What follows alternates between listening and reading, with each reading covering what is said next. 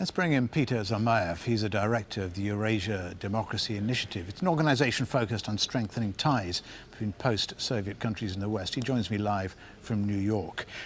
There is clearly a complete political shambles in Kiev, and Europe is divided about how much pressure to put on, especially Germany, to put on Putin.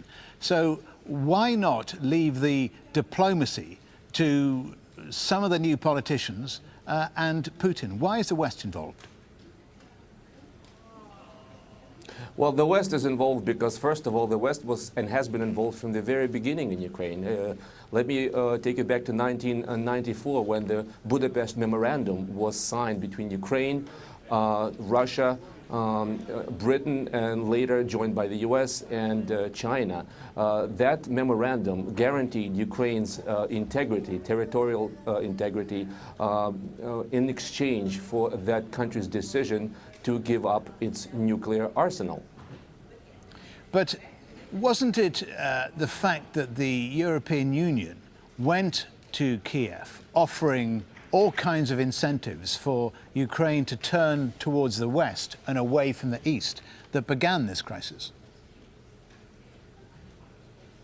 Well, certainly I would not pin the blame on the aspiration of millions of Ukrainians to join the European But the point is, the European Union must have known the kind of diplomacy and the incentives they were offering, if indeed they were incentives, would divide Ukraine.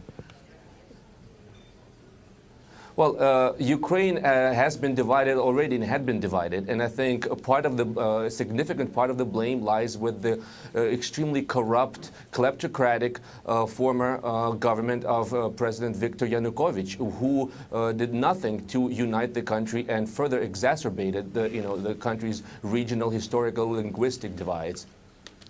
If you agree a starting point for policy is to recognize reality, however perhaps unpalatable, why not give Crimea to Russia? Well, it's not a matter of giving Crimea to Russia. Right now, even Russia has ruled out direct annexation. Right now, the Crimean parliament has voted, the pro-Moscow puppet parliament has voted to hold a referendum on March 16th.